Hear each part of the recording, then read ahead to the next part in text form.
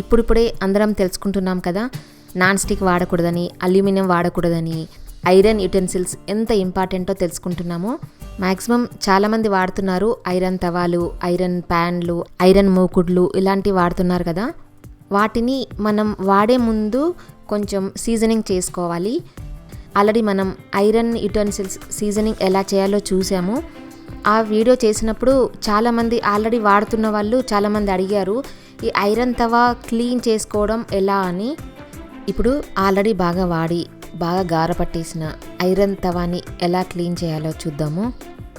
మనం చాలా రోజులు వాడితే సరిగ్గా క్లీన్ చేయకపోయినా, సరిగ్గా మెయింటైన్ చేయలేకపోయినా ఐరన్ ప్యాన్ పైన బాగా గారబట్టేస్తుంది.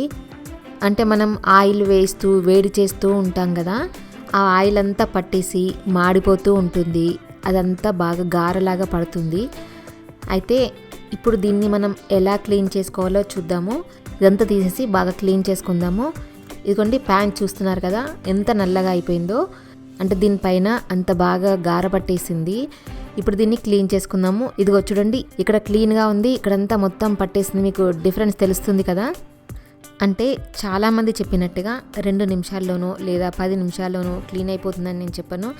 కొంచెం మాత్రం కష్టపడాల్సిందే. ఎందుకంటే ఇదంతా పోవాలంటే మాత్రం ఖచ్చితంగా మనం కష్టపడాల్సిందే. ఒక్కసారి క్లీన్ చేసుకున్న తర్వాత దాన్ని అలాగే మెయింటైన్ చేస్తే మనం ఎన్ని రోజులైనా వాడుకోవచ్చు. ఈ పెనంని స్టవ్ పైన పెట్టి ఆన్ చేసుకోవాలి. మీడియం ఫ్లేమ్లో పెట్టుకొని వేడి చేసుకోవాలి. ప్యాన్ వేడెక్కిన తర్వాత ఇప్పుడు దీన్ని నైఫ్తో కానీ లేదా ఇదిగోండి ఇలాగా షార్ప్ ఎడ్జ్ ఉన్న వాటితో కూడా మనం క్లీన్ చేసుకోవచ్చు. అంటే ముఖ్యంగా మనం చేయాల్సింది ఏంటంటే ఈ పైన ఉన్నదంతా గీకేసేయాలి. ఇదిగోండి దీన్నంతా బాగా గీకేసేయాలి. అంటే పెనం నుంచి ఊడొచ్చేలాగా బాగా గీకేసేయాలి. పెనం వేడివేడిగా ఉంది కదా, ఆయిల్ అంతా పట్టేసి మాడిపోయి ఇలాగా గారె పట్టేస్తుంది.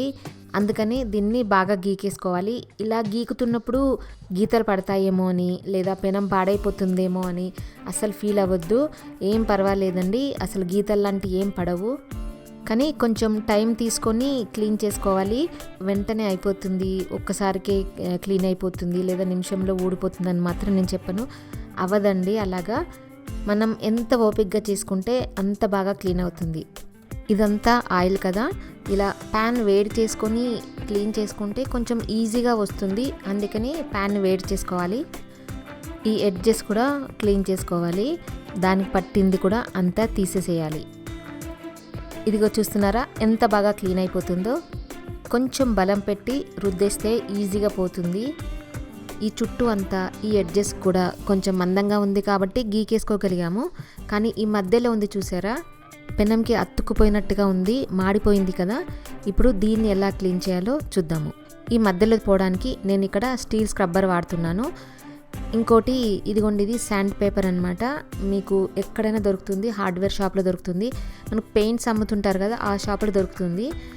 పెనం వేడవుతుంది కదా, సిమ్లో పెట్టుకొని ఇప్పుడు కొంచెం వెనిగర్ వేసుకోవాలి. వెనిగర్ వేసుకొని స్టీల్ స్క్రబ్బర్తో బాగా రుద్దాలి. మీకు బాగా వేడిగా అనిపించింది అనుకోండి, స్టవ్ ఆఫ్ చేసుకొని బాగా స్క్రబ్ చేసుకోవాలి. 2-3 నిమిషాలు వెనిగర్ వేసుకుంటూ రుద్దిన తర్వాత ఒక నిమ్మకాయ చెక్క తీసుకోవాలి. ఇదిగోండి ఈ నిమ్మ చెక్కకి ఫోర్క్ గుచ్చి కానీ లేదా చేత్తో కానీ బాగా రుద్దాలి. తర్వాత ఇప్పుడు శాండ్ పేపర్ తీసుకుందాము. ముందుగా ఈ పెనంని ఒకసారి బాగా నీట్గా కడుగుదాము. కడిగిన తర్వాత శాండ్ పేపర్తో రుద్దుదాం. కొంచెం టైం పడుతుందండి, కాకపోతే ఈజీగానే పోతుంది. ఇలా శాండ్ పేపర్తో బాగా రుద్దిన తర్వాత ఒకసారి ఈ పెనంని నీళ్ళతో కడిగి క్లీన్ చేసుకుందాము. చూడండి ఎంత నీట్గా కనిపిస్తుందో. ఇప్పుడు ఈ పెనంని వెంటనే తుడిచేసేయాలి. టిష్యూ పేపర్తో కానీ కిచెన్ టవల్తో కానీ క్లీన్గా తుడిచేసేయాలి. తడి లేకుండా తుడిచేసేయాలి. తుడిచిన తర్వాత పైనుండి కొంచెం ఆయిల్ వేసుకొని ప్యాన్ అంతా రాయాలి. ఎందుకంటే మనం నిమ్మకాయ రాసాము, వెనిగర్ వేసాము కదా, తొందరగా తుప్పు వచ్చేస్తుంది. అందుకని వెంటనే కొంచెం ప్యాన్కి ఆయిల్ రాసుకోవాలి. చూసారు కదా, ముందు ఉన్న పెనంకి ఇప్పుడు పెనంకి ఎంత తేడా ఉందో. కొంచెం టైం అయితే పట్టిందండి, కానీ ఈజీగా క్లీన్ అయిపోయింది. మనం ఒక్కసారి ఇలా క్లీన్ చేసి పెట్టుకున్నాము అంటే ఇంకా మెయింటైన్ చేయాలి. మనం ఏం చేసుకున్నా వెంటనే నీట్గా కడిగేసుకొని తుడిచేసుకోవాలి. సబ్బు లాంటిది అస్సలు వాడాల్సిన అవసరం లేదండి.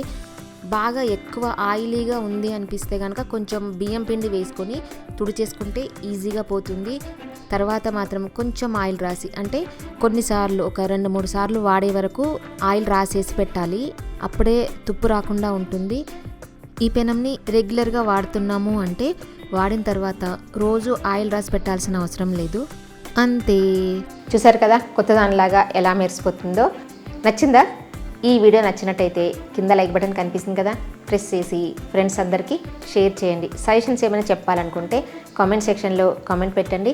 నా ఛానల్ని ఎవరైనా సబ్స్క్రైబ్ చేయని వాళ్ళు ఉంటే తప్పకుండా సబ్స్క్రైబ్ చేయండి.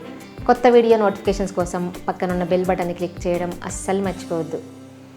Thank you for watching.